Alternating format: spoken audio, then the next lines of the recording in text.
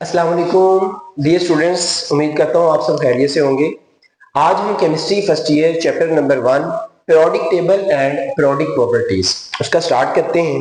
आज का जो हमारा टॉपिक है वो topic number 1 historical background of periodic table. तो आइए इसको वन बाय वन डिस्कस करते हैं कि किस साइंटिस्ट ने अपना क्या कंट्रीब्यूशन दिया कि ये जो आजकल हमें नजर आ रहा है पीरियोडिक टेबल जिसमें 118 एलिमेंट्स को बड़ा एक प्रॉपर वे में अरेंज किया गया है, तो ऐसे नहीं है, इसके अंदर कई साइंटिस्ट लोगों ने बड़ी मेहनत की है। तो डिस्कस करते हैं इसके बैकग्राउंड को। डियर स्टूडेंट 1700 जिसमें ओनली 12 एलिमेंट्स, सिर्फ और सिर्फ 12 एलिमेंट्स जिनमें gold, silver, copper, iron, lead, tin, mercury, phosphorus, sulphur, carbon, zinc और आर्सेनिक इंक्लूड थे। तो सिर्फ और सिर्फ ये 12 एलिमेंट्स 1700 ईस्वी तक आइडेंटिफाई हुए थे, ठीक है। लेकिन उसके बाद जैसे ही नए नए एलिमेंट्स की आइडेंटिफिकेशन होती चली गई तो उनको अरेंज करना एक टास्क था, ठीक है। तो उसको अरेंज करने में, उसको तरतीब देने में कई एक साइंटिस्ट लोगों ने अपना अपना रोल प्ले किया। तो उन सारे साइंटिस्ट को मैंने एक ट्यूबुलर फॉर्म में अरेंज किया है ताकि आपको समझना, लर्न करना आसान हो। तो सबसे पहली हेडिंग जो यहाँ पे नजर आ रही होगी ये है जी साइंटिस्ट। ये ईयर मतलब किस टाइम पीरियड में वो आते गए और अपना जो है वो रोल प्ले करते चले गए, ये उनका वर्क और एक्सपीरियंस और उसका जो है वो इम्पोर्टेंस थी। और ये आगे आ जाता है जी एग्जांपल्स। तो नंबर 1 पे आ जाते हैं, साइंटिस्ट है एंटोनी लिवाइजर, ठीक है। एंटोनी लिवाइजर किस वक्त, किस साल, किस टाइम पीरियड में ये वर्क करके गए हैं, ये अपना रोल प्ले करके गए हैं, इनका कंट्रीब्यूशन था।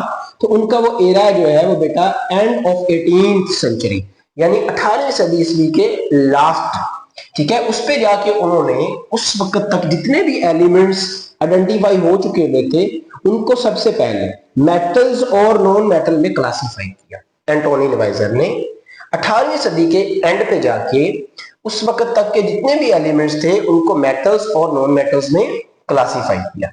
जैसा कि आपको पता है कि उससे पहले कितने बेटा 12 एलिमेंट्स जो थे, लेकिन उसके बाद कुछ और भी हो गए होंगे। तो उन सब को जैसा कि इसमें देखें तो गोल्ड है, सिल्वर है, कॉपर है, आयरन है, तो ये क्या है मेटल्स। इसी तरह फास्फोरस, सल्फर, कार्बन, ये क्या है नॉन मेटल्स। तो उस बंदे ने उनको मेटल्स और नॉन मेटल्स में सबसे पहले क्या कर दिया, सेपरेट कर दिया, उनको अलग अलग कर दिया। तो मेटल्स में आप लिख सकते हैं गोल्ड, सिल्वर, कॉपर की एग्जांपल्स, और नॉन मेटल में सल्फर, फास्फोरस और कार्बन। उसके बाद आ जाते हैं दूसरे नंबर पे और वो है डोबरेनियर। डोबरेनियर का जो टाइम पीरियड था जिस वक्त में आके उन्होंने अपना ये जो कंट्रीब्यूशन दिया वो है 1829।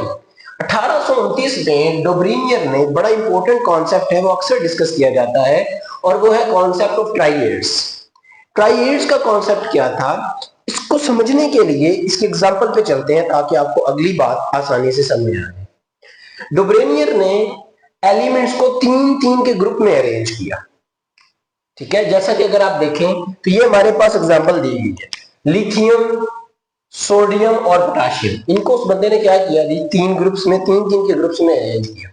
किस तरह से किया कि जो साइडों पे आने वाले एलिमेंट्स थे ना, जैसे कि लिथियम और पोटाशियम है, अगर हम इनके एटॉमिक मैसेज की एवरेज लें तो सेंटर वाले एलिमेंट का एटॉमिक मैस साइडों वाले एलिमेंट्स के एटॉमिक मैस की एवरेज होगा, ठीक है। जैसा कि अगर आप देखें तो पोटाशियम का है 39 प्लस लिथियम का है 7, इसको डिवाइड कर दें 2 पे तो हमारे पास आ जाता है 46 डिवाइडेड बाय 2, जिसका आंसर आता है जी 23। तो 23 किसका एटॉमिक वेट था, सोडियम का।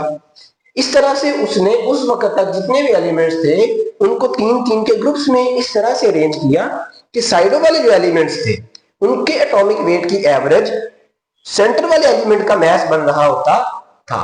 तो ये था डोबरेनियर का कॉन्सेप्ट ऑफ ट्राइएड्स। उसके बाद आ जाता है जी जॉन न्यूलैंड। जॉन न्यूलैंड का जो टाइम पीरियड है वो है 1864। 1864 में जॉन न्यूलैंड ने सबसे पहले पेरियोडिसिटी के कॉन्सेप्ट को जो है एक्सप्लेन किया। पेरियोडिसिटी क्या है, पेरियोडिसिटी को आसान अल्फाज में बेटा अगर हम समझें तो पेरियोडिसिटी होती है एक खास टाइम पीरियड के बाद प्रॉपर्टीज का रिपीट होते चले जाना, पेरियोडिसिटी कहलाता है, ठीक है। यानी repetition of properties after specific interval, एक खास टाइम के बाद रिपीटेशन ऑफ प्रॉपर्टीज का रिपीट होते चले जाना पेरियोडिसिटी कहलाता है। तो जॉन न्यूलैंड ने उस वक्त तक ऑलमोस्ट 62 एलिमेंट्स आइडेंटिफाई हो चुके हुए थे, उनको 8-8 के ग्रुप्स में अरेंज किया। ठीक है, और किस तरह से किया, ठीक है, किस तरह से उसने अरेंज किया, इस तरह से किया कि हर 8वें एलिमेंट्स की प्रॉपर्टीज पहले एलिमेंट के साथ मिलती थी। जैसा कि अगर आप बेटा एग्जांपल में देखें तो ये देखिएगा, ये है लिथियम। लिथियम के हिसाब से 8वां एलिमेंट कौन सा बनता है? सोडियम। ठीक है, देखिए लिथियम का एटॉमिक नंबर कितना है? 3। सोडियम का कितना है? 11। तो लिथियम के अकॉर्डिंगली सोडियम 8वां एलिमेंट है। तो लिथियम की प्रॉपर्टीज किसके साथ मिलती थी? सोडियम के साथ। इसी तरह सोडियम के हिसाब से 8वां एलिमेंट कौन सा है? पोटाशियम। तो सोडियम की प्रॉपर्टीज किसके साथ मिलती थी? पोटाशियम के साथ। ठीक है, यानी ये तीनों क्या है? मेटल्स हैं। तो हर पहले एलिमेंट की प्रॉपर्टीज 8वीं के साथ मिलती थी। तो लिथियम के हिसाब से सोडियम 8वां है, सोडियम के हिसाब से पोटाशियम 8वां एलिमेंट बन रहा है। तो जॉन न्यूलैंड ने 1864 में एलिमेंट्स को 8-8 के ग्रुप में इस तरह से अरेंज किया कि हर पहले एलिमेंट की प्रॉपर्टीज 8वें एलिमेंट के साथ मिलती थी। ठीक है, उसके बाद आ जाते हैं लोथर मेयर। लोथर मेयर ने 1869 में 1869 में इस बंदे ने थोड़ा डिफरेंट वे में पेरियोडिसिटी को एक्सप्लेन किया। किस तरह से? इसने ग्राफ बनाए एटॉमिक वेट और वॉल्यूम के दरमियान, ग्राफिकली एक्सप्लेन किया पेरियोडिसिटी के कैरेक्टर को। पेरियोडिसिटी क्या होता है मैं ऑलरेडी बता चुका हूं, प्रॉपर्टीज का रिपीट होना after specific interval of time, एक खास वक्त के बाद प्रॉपर्टीज का रिपीट होते चले जाना। जैसा कि मैंने ऊपर बताया लिथियम भी क्या है? मेटल। तो लिथियम के बाद सोडियम भी क्या है? मेटल। यानी लिथियम के अकॉर्डिंगली 8वां एलिमेंट क्या था? सोडियम, वो भी मेटल। तो दोनों की मेटल की प्रॉपर्टीज रिपीट हो गई है ना। इसी तरह सोडियम के अकॉर्डिंगली 8वां एलिमेंट कौन सा बनता है? पोटाशियम। तो फिर अगेन पोटाशियम भी क्या है? मेटल। तो फिर से क्या होगी बेटा? मेटल की प्रॉपर्टीज रिपीट हुई, इसको कहते हैं पेरियोडिसिटी। तो लोथर मेयर ने एटॉमिक वेट और वॉल्यूम के दरमियान में ग्राफ ड्रॉ किए, ग्राफिकली एक्सप्लेन किया पेरियोडिसिटी को। अगर आप इस ग्राफ में देखें तो इस ग्राफ की जो पीक्स नजर आ रही हैं, इन पीक्स की जो टॉप है बेटा, टॉप पे जो एलिमेंट्स नजर आ रहे हैं वो सब के सब क्या है? मेटल्स हैं।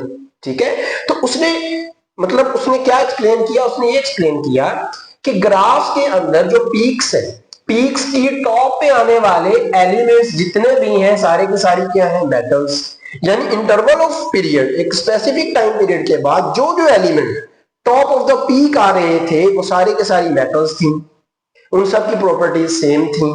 तो लोथर मेयर ने पेरियोडिसिटी के कॉन्सेप्ट को ग्राफिकली एक्सप्लेन किया एटॉमिक वेट और वॉल्यूम के दरमियान में ग्राफ को ड्रा करके।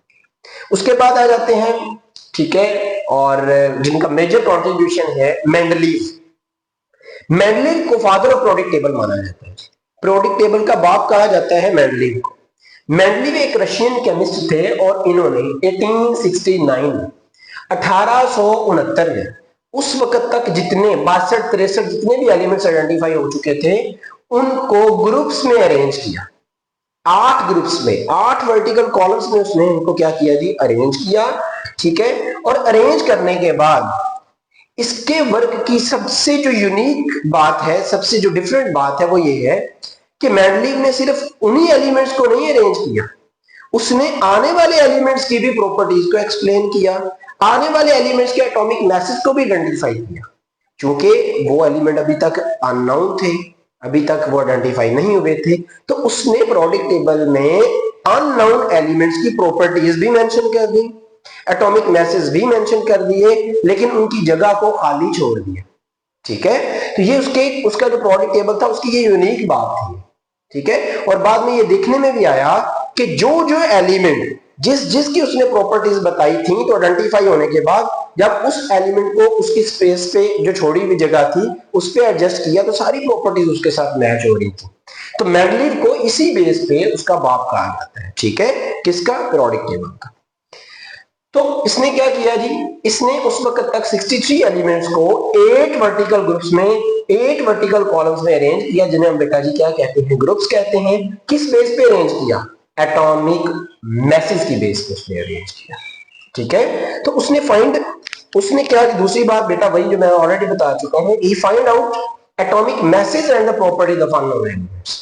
उसने अननोन एलिमेंट्स की एटॉमिक मैसेज भी और प्रॉपर्टीज को भी आइडेंटिफाई किया, एक्सप्लेन किया, लेकिन चूंकि वो अभी तक जो है वो आइडेंटिफाई नहीं हुए थे तो उनके लिए उसने खाली जगह छोड़ दी, और बाद में जब वो आइडेंटिफाई हुए तो सारी प्रॉपर्टीज जिसकी उसने जो है एक्सप्लेन की थी वो उस पर सूट कर रही थी। तो ये इसके जो वो यूनिक बात थी, उसकी इंपॉर्टेंस थी। इस बंदे ने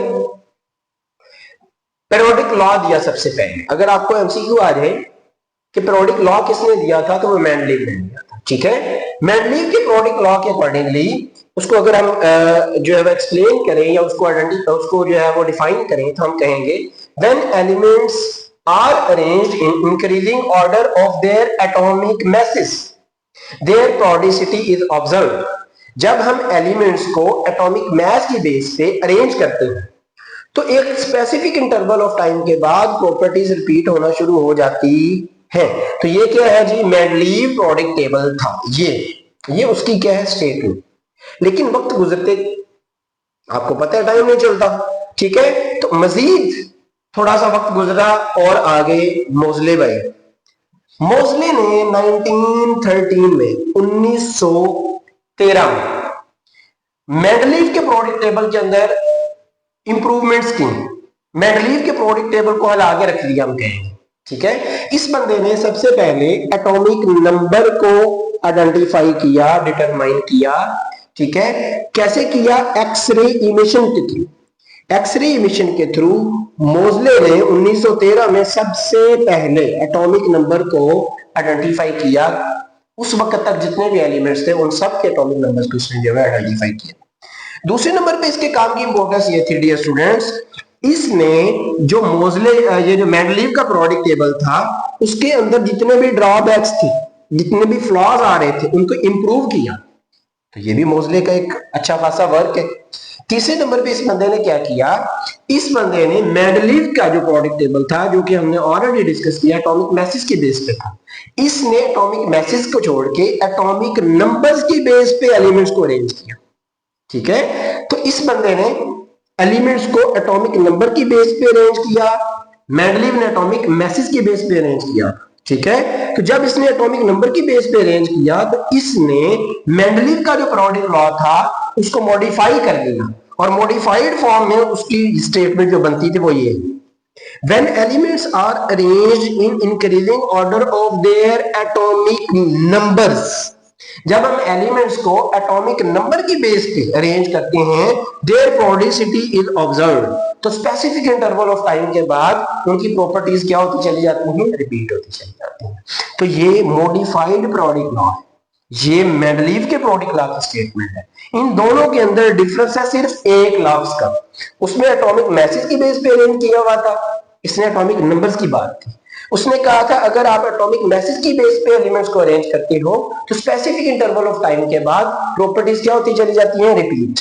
लेकिन इस बंदे ने कहा नहीं, एटॉमिक मैसेज की बजाय अगर आप एलिमेंट्स को एटॉमिक नंबर की बेस पे अरेंज करते हो तो स्पेसिफिक इंटरवल ऑफ टाइम के बाद वो प्रॉपर जो है वो प्रॉपर्टीज रिपीट होती चली जाती हैं। तो ये मॉडिफाइड पीरियोडिक लॉ की स्टेटमेंट थी। इसी को आपकी बुक में कुछ इस तरह से डिस्कस किया हुआ है, properties of elements are periodic functions of their atomic numbers. जो एलिमेंट्स की प्रॉपर्टीज हैं, ठीक है, वो वही बात होगी बेटा, जब हम उनको एटॉमिक नंबर की बेस पे अरेंज करते हैं तो वो स्पेसिफिक इंटरवल ऑफ टाइम के बाद रिपीट होती चली जाती है। ये था मोज़ले, इसके वर्क की अच्छी खासी अहमियत है। डियर स्टूडेंट्स, अगर आपको 4 मार्क्स में आ जाए तो आपने इसका इंट्रोडक्शन, ठीक है, 1 बाय 1 एक एक साइंटिस्ट को डिस्कस करते चले जाना है, एंटोनी डिवाइजर से लेके मोज़ले तक, और ये सारे शॉर्ट क्वेश्चंस भी बन सकते हैं 1 बाय 1 कि किस साइंटिस्ट का क्या काम था, उसकी इंपॉर्टेंस बताएं, एग्जांपल्स बताएं, पीरियोडिक लॉ की स्टेटमेंट बताएं, पीरियोडिसिटी क्या है। तो जितने भी एक्सपेक्टेड शॉर्ट क्वेश्चंस या लॉन्ग बन सकते हैं तो वो भी आपकी स्क्रीन के सामने हैं।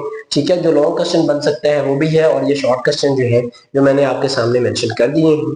बहुत सारा ख्याल रखिएगा और टच में रहिएगा। इंशाल्लाह आने वाले लेक्चर्स में हम डिटेल डिस्कस करने जा रहे हैं पीरियोडिक टेबल को, ईच एंड एवरी कॉन्सेप्ट इंशाल्लाह हम डिस्कस करेंगे। अपना बहुत सारा ख्याल रखिएगा। अल्लाह हाफिज।